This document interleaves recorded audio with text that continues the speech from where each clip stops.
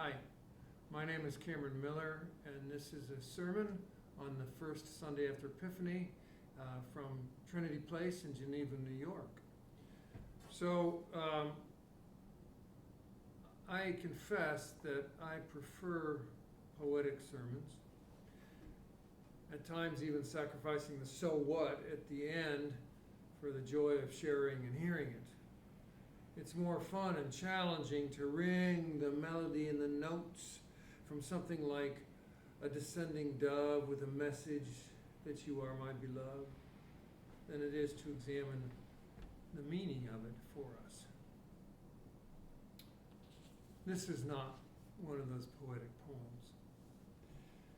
An esoteric conversation I had recently about Epiphany, the Magi, and our Revised Common Lectionary caused me to read about the evolution of Epiphany as a liturgical celebration and season from before its absence in 361 CE all the way to its current use in both the Eastern and Western churches.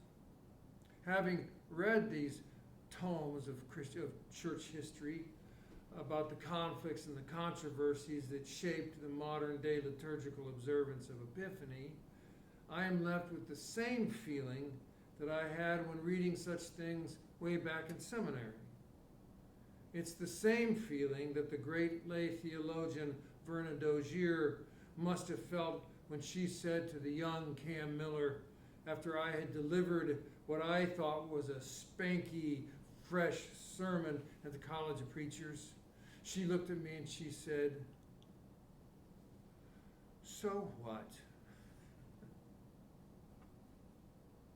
Now, even though I am interested in history in general, there's something about the history of the church that leaves me cold, as in, so what?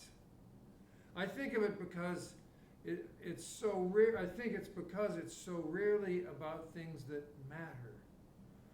So much of church history seems to me to be like that argument of the Gospels between the Sadducees and the Pharisees and the scribes about whose wife will a widow be in heaven because she has outlived her 5 husbands. That's a perfect metaphor for church history, I think. First, like so much of church history, it's an argument about something that we don't know and never will. And 2, it's about nothing that matters here on earth. And 3, it is about nothing that changes the social and economic status of the woman and instead preserves an unjust patriarchy. Now, the reason I mention all of that is because baptism itself gets buried and neutered in church history. And today we heard the story about Jesus' baptism. It is such an incredibly painful irony that Jesus never looked under the table to make sure that those who were eating with him were circumcised.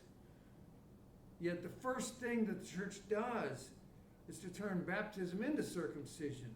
You're either in or you're out. Today, and I think all season of Epiphany, is a wonderful time for us to focus on baptism, our baptisms, and the relevancy of baptism for us. And actually, even to make the claim that baptism is relevant might seem startling these days. Here is a little living history. The baptismal covenant in the Episcopal Book of Common Prayer from 1979 is the answer to so what, for us anyway. To my mind, the 5 promises of that baptismal covenant, which you can see at the beginning of this video, and that we'll be sharing each week of Epiphany, matter. They really matter. They put flesh on the bones of our beliefs. The covenant says, this is what it looks like to practice Christianity. I mean, we know that Buddhism has a practice. that yoga has a practice, that athletes have practices, musicians have practices. Well, this is a practice for Christianity, to show us what Christianity actually looks like when practiced. They put flesh and bones, as I said. It says in the promises, we believe the so what of our faith is these 5 commitments that will make us different. The covenant asks, this is what I do. Will you join me in doing it? The 5 promises of the baptismal covenant are not an argument about angels dancing on the head of a pin, or about the nature of Jesus, or 3 in 1 or 1 in 3. Instead, our covenant, our baptismal covenant, is a description of how to practice Christianity. It is a description of the so what of our practice. It's a description of the plumb line we use to measure how we're doing. Unlike so much of Christianity yesterday and today, it's not about espousing beliefs and shoving them down other people's throats. It's descriptive, not prescriptive. Our covenant is not prescription, is not a prescription, because, at least in the Episcopal Church, we understand our authority, we don't understand authority as prescriptive. Any authority that we might have rests in the integrity of our practice, the distance between our 5 promises and how we actually live them out in our lives. That's the measure of integrity. So scrubbing clean our heart and soul from original sin so that we can enter into heaven is not what baptism is about. If you want to know how baptism got so terribly corrupted and turned into a ticket out of hell, then read some church history. It's not a pretty story. Rather, baptism is about how we practice Christianity. For those of us who were baptized as infants, it started with a promise from our parents that we would be raised in the community of faith so that we could come to understand the baptismal covenant and to learn the wisdom of Jesus. But baptism became ours when we were confirmed, or if not confirmed, when we embraced Christianity as our own rather than some club we just grew up in. If I can keep from getting distracted in the next 5 weeks, I'm going to continuously bring us back to the 5 promises throughout Epiphany, using them as a kind of a meditative focus. So to begin that, please notice 2 things. The first thing to note is that our own congregational mission statement here at Trinity Place in Geneva is based upon and rooted in one of those promises, quote, to respect the dignity of every human being. And actually the second sentence of our mission statement, quote, and treat each person entering our doors as if that person is Christ. That reflects the promise and the covenant to, quote, seek and serve Christ in all persons, as opposed to only some persons. And that mission statement wisely connects all of this to both our personal lives as well as our life together in community, as if they are the same, as if it's a practice that we engage in no matter where we are. And finally, I want to draw our focus to the statements and with God's help.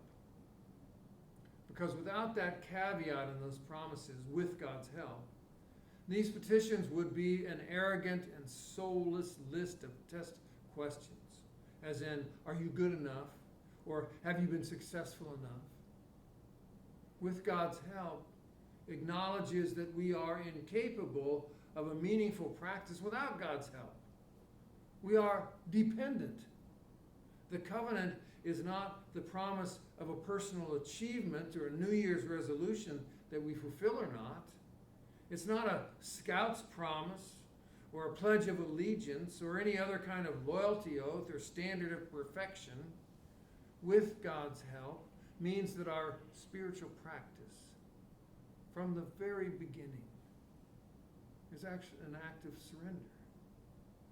With God's help, acknowledges our powerlessness to engage in a meaningful spiritual practice without openness to the presence of God in our midst. So even before we begin the practice of the baptismal covenant, we acknowledge our powerlessness and then welcome God's help, the first steps of our spiritual path. It's a tough and challenging place to begin, acknowledging our dependence and opening ourselves to God's participation. You and I have this spiritual practice, or craft, as young Amanda Gordon calls it. She may not have had the baptismal covenant in mind when she wrote that poem, but it works. Every day we are learning how to live with essence and not ease, she wrote. How to move with haste, never hate. How to leave this pain that is beyond us behind us. Just like a skill or an art, we cannot possess hope without practicing it. We have a concrete and doable practice of hope we call Christianity. And it is described with 5 promises, each with a powerful and sometimes radical so what. More next time. Peace be with you.